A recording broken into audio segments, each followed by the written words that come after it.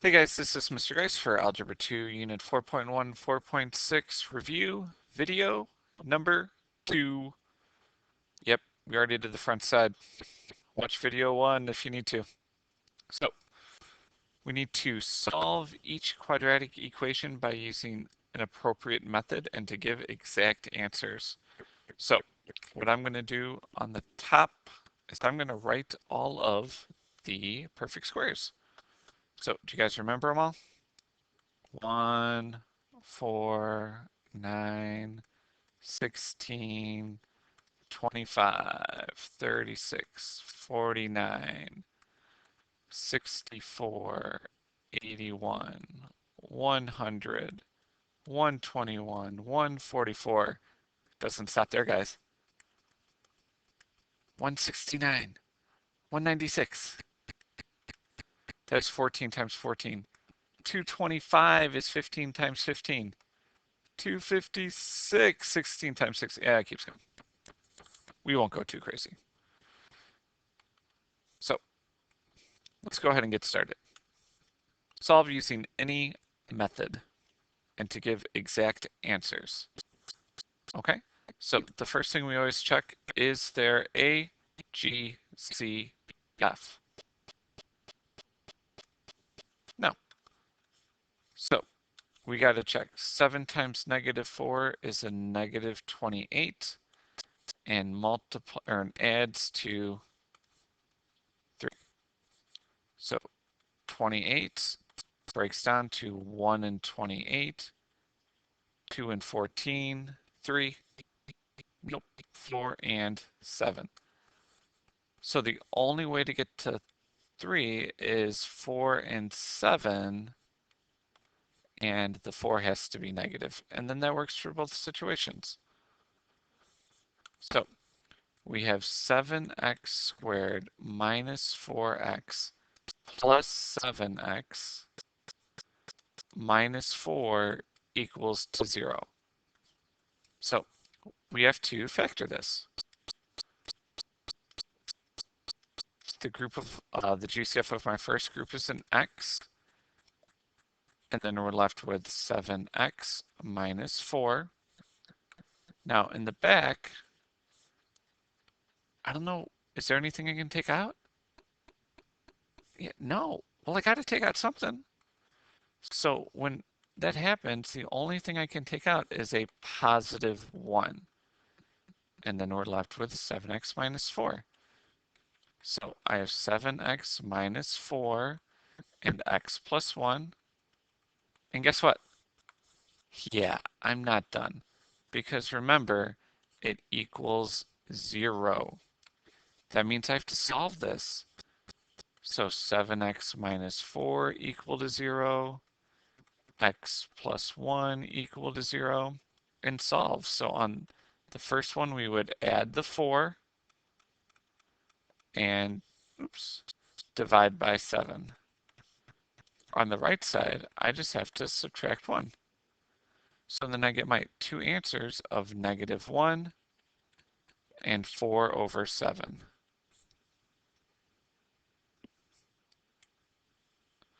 All right, let's look at example, or number 11. Now, number 11, I don't equal 0 already. I have to find my leading coefficient, and that's the only one. So I need to add 10 to both sides and subtract 11x to both sides. Everything on the right side cancels, so it equals 0. And then I have x squared minus 11x plus 30.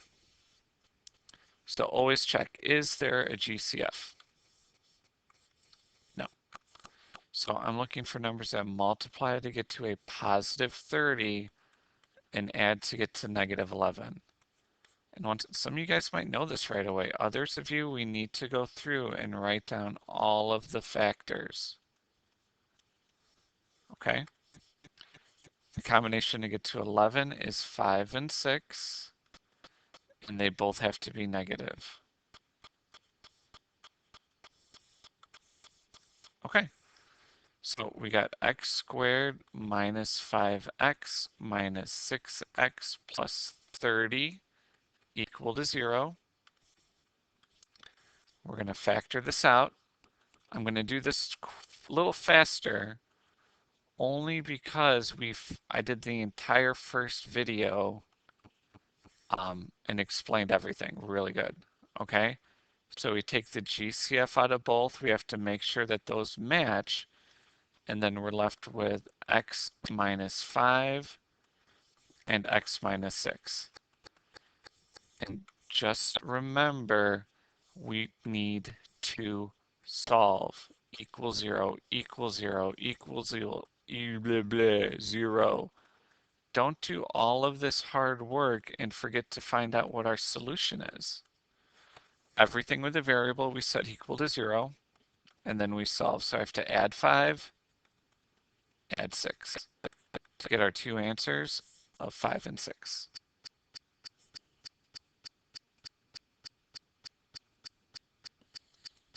All right, number 12. We're looking at our leading coefficients. My 3x is bigger, so I need to move the x squared and everything else to the other side. Everything on the right cancels, and I'm left with 2x squared plus 4x minus 31 equal to 0. Okay, so I check, is there a GCF? No. I need to check what numbers multiply to get to negative 62 and add to get to positive 4. Well, it's 1 and 62, 2 and 31, and that's it. And there is nothing that works. So since nothing works, that means quadratic formula. So I need to know that A is 2, B is 4, and C is a negative 31. And then we're doing a quadratic formula to solve this. So x equals the opposite of b plus or minus the square root of b squared minus 4ac. So b squared minus 4ac all divided by 2a. So my next step would be negative 4 plus or minus the square root and 4 on the bottom. So I need to do what's underneath the square root. So I'm typing in 4 squared minus 4 times a times c. And we should get 264. Now, is 264 a perfect square? I'm just curious. No. Okay, so we got to figure that out. So this was 264. I need to know, how do I break up 264? Well, you would start with the next number, 264 would be, does 256 go into it? Does 225 go into it? And you keep going, and keep going, and keep going. And when you keep going, you should find out that, yeah, it's 4. So this is square root of 4 and square root of 66, and the square root of 4 is 2. So we have x equals negative 4 plus or minus 2 square root 66 all divided by 4. And we break this up to negative 4 divided by 4, and then 2 root 66 divided by 4. We have to reduce each one of those. Okay? And I'm sorry, guys. Did I write the wrong? I'm just double checking something. Sorry. Anyways, so we get that x equals negative 1 plus or minus 2 divided by 4 is 1/2, so that's 66 over 2. So negative 1 plus or minus the square root of 66 divided by 2. All right, number 13, Why don't you go ahead and move the variables to one side. Go ahead and pause the video. Good luck.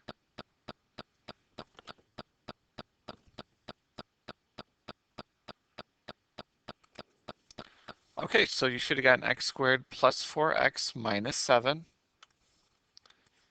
Are there any numbers that multiply to get to negative 7 and add to get to 4? Well, 7 is just 1 and 7, and once again, no. So we have a equals 1, b equals 4, and c equals negative 7. So once again, quadratic formula. So x equals the opposite of b, plus or minus the square root b squared minus 4ac, all divided by 2a. So we have a 4 here, a is 1, and c is negative 7. Okay? So I have negative 4 plus or minus the square root divided by 2. And underneath the square root is 4 squared minus 4 times a times c. And we get 44.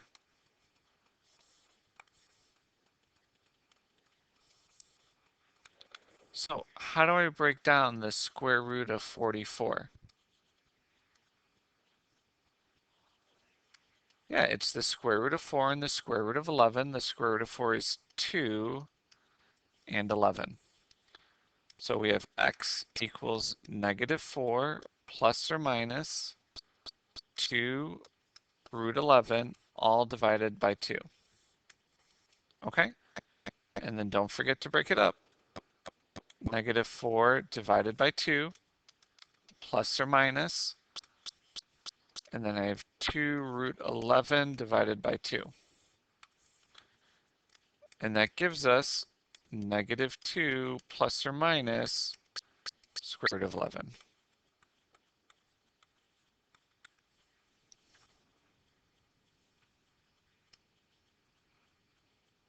All right, finally, number 14 and 15, we've got the parentheses set up, so we're just doing SADMAP, okay? We have to do the reverse order of operations. I want to get what's inside the parentheses by itself, so I'm going to subtract 20 to both sides, and I get x minus 3 squared equals negative 25. To get rid of the square, I need to take square roots. So I have x minus 3 equals plus or minus, and I'm just going to do it over here. Square root of negative 25, well, it's negative. So I have negative square root 25, and 25 is a perfect square, so it's just 5i.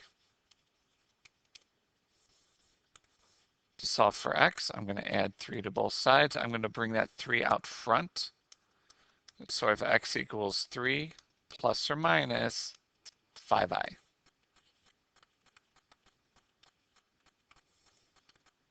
Okay, I'm just going to rewrite that part right there. All right, number 15. Let's see if you guys can do the inverse operations. So go ahead and pause the video, and good luck.